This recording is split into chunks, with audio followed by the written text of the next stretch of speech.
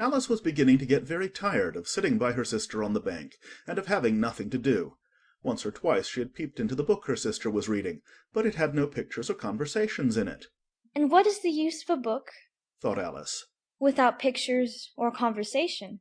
So she was considering in her own mind, as well as she could, for the hot day was making her feel very sleepy and stupid, whether the pleasure of making a daisy chain would be worth the trouble of getting up and picking the daisies, when suddenly a white rabbit with pink eyes ran close by her.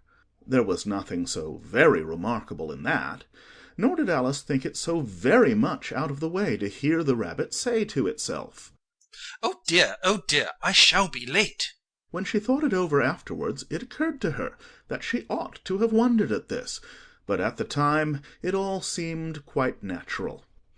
But when the rabbit actually took a watch out of its waistcoat pocket, and looked at it, and then hurried on, Alice started to her feet, for it flashed across her mind that she had never before seen a rabbit with either a waistcoat pocket or a watch to take out of it. And burning with curiosity, she ran across the field after it, and fortunately was just in time to see it pop down a large rabbit-hole under the hedge. In another moment, down went Alice after it, never once considering how in the world she was to get out again. The rabbit-hole went straight on like a tunnel for some way, and then dipped suddenly down, so suddenly that Alice had not a moment to think about stopping herself, before she found herself falling down a very deep well. Either the well was very deep, or she fell very slowly, for she had plenty of time as she went down to look about her, and to wonder what was going to happen next. First she tried to look down and make out what she was coming to, but it was too dark to see anything. Then she looked at the sides of the well, and noticed that they were filled with cupboards and bookshelves. Here and there she saw maps and pictures hung upon pegs. She took down a jar from one of the shelves as she passed. It was labelled orange marmalade, but to her great disappointment it was empty. She did not like to drop the jar, for fear of killing somebody, so managed to put it into one of the cupboards as she fell past it. Well, thought Alice to herself, after such a fall as this, I shall think nothing of tumbling downstairs. How brave they'll all think me at home! Why, I wouldn't say anything about it, even if I fell off the top of the house. Which was very likely true. Down, down, down. Would the fall never come to an end? I wonder how many miles I've fallen by this time, she said aloud. I must be getting somewhere near the center of the earth. Let me see, that would be 4,000 miles down, I think. For, you see, Alice had learnt several things of this sort in her lessons in the schoolroom, and though this was not a very good opportunity for showing off her knowledge, as there was no one to listen to her, still it was good practice to say it over. Yes, that's about the right distance. But then I wonder what latitude or longitude I've got to. Alice had no idea what latitude was, or longitude either, but thought they were nice grand words to say.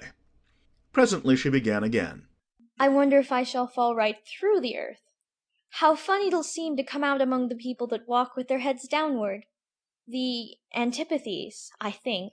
She was rather glad there was no one listening this time, as it didn't sound at all the right word.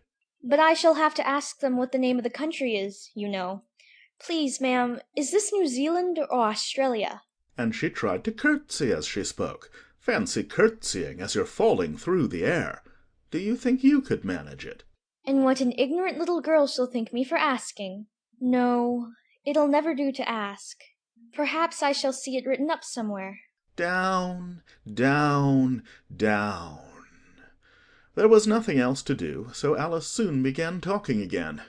Dinah'll miss me very much tonight, I should think. Dinah was the cat. I hope they'll remember her saucer of milk at tea-time. Dinah, my dear, I wish you were down here with me.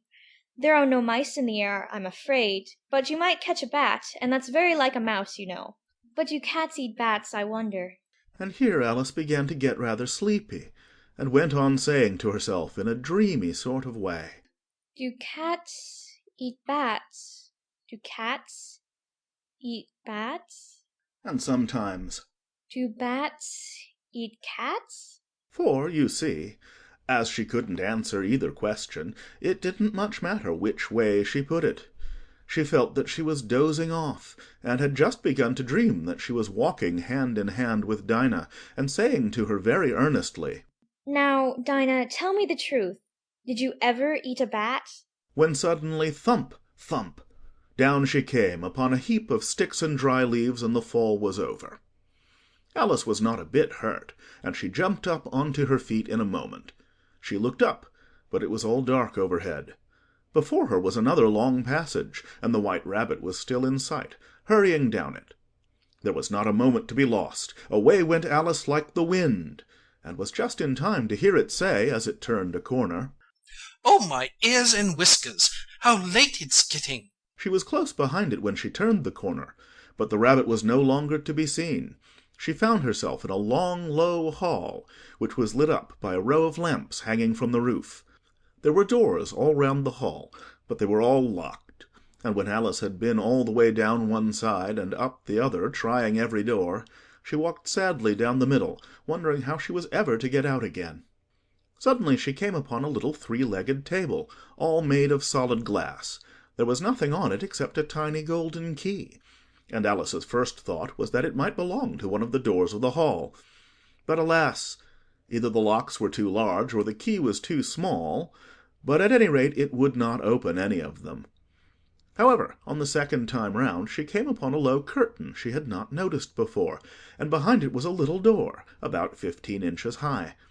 She tried the little golden key in the lock, and to her great delight it fitted. Alice opened the door and found that it led into a small passage, not much larger than a rat-hole. She knelt down and looked along the passage into the loveliest garden you ever saw. How she longed to get out of that dark hall, and wander about among those beds of bright flowers and those cool fountains. But she could not even get her head through the doorway. And even if my head would go through, Thought poor Alice, it would be of very little use without my shoulders. Oh, how I wish I could shut up like a telescope. I think I could, if I only know how to begin. for, you see, so many out-of-the-way things had happened lately that Alice had begun to think that very few things indeed were really impossible. There seemed to be no use in waiting by the little door, so she went back to the table, half hoping she might find another key on it, or at any rate a book of rules for shutting people up like telescopes. This time she found a little bottle on it. Which certainly was not here before. Said Alice. And round the neck of the bottle was a paper label with the words "Drink Me" beautifully printed on it in large letters. It was all very well to say "Drink me," but the wise little Alice was not going to do that in a hurry. No, I'll look first, She said, and see whether it's marked poison or not. for she had read several nice little histories about children who had got burnt and eaten up by wild beasts and other unpleasant things, all because they would not remember the simple rules their friends had taught them, such as that a red-hot poker will burn you if you hold it too long, and that if you cut your finger very deeply with a knife it usually bleeds, and she had never forgotten that, if you drink much from a bottle marked poison, it is almost certain to disagree with you sooner or later. However, this bottle was not marked poison, so Alice ventured to taste it, and finding it very nice, it had in fact a sort of mixed flavour of cherry tart, custard, pineapple, roast turkey, toffee, and hot buttered toast. She very soon finished it off. What a curious feeling. Said Alice. I must be shutting up like a telescope. And so it was indeed. She was now only 10 inches high, and her face brightened up at the thought that she was now the right size for going through the little door into that lovely garden. First, however, she waited for a few minutes to see if she was going to shrink any further. She felt a little nervous about this. For it might end, you know, Said Alice to herself. in my going out altogether, like a candle. I wonder what I should be like then. And she tried to fancy what the flame of a candle is like after the candle is blown out, for she could not remember ever having seen such a thing. After a while, finding that nothing more happened, she decided on going into the garden at once. But, alas for poor Alice! When she got to the door, she found she had forgotten the little golden key, and when she went back to the table for it, she found she could not possibly reach it. She could see it quite plainly through the glass, and she tried her best to climb up one of the legs of the table, but it was too slippery, and when she had tired herself out with trying, the poor little thing sat down and cried. Come, there's no use in crying like that, said Alice to herself rather sharply. I advise you to leave off this minute.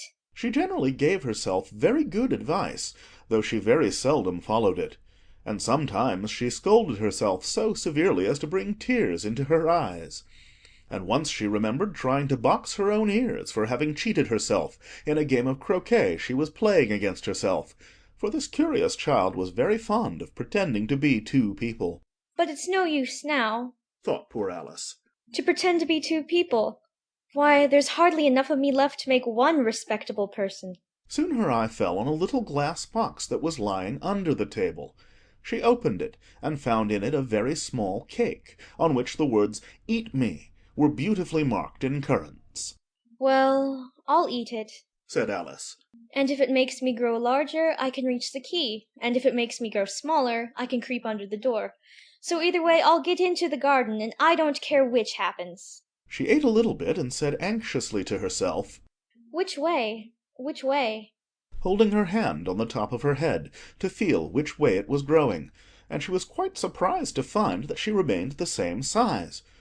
To be sure, this generally happens when one eats cake, but Alice had got so much into the way of expecting nothing but out-of-the-way things to happen, that it seemed quite dull and stupid for life to go on in the common way. So she set to work, and very soon finished off the cake. End of chapter 1.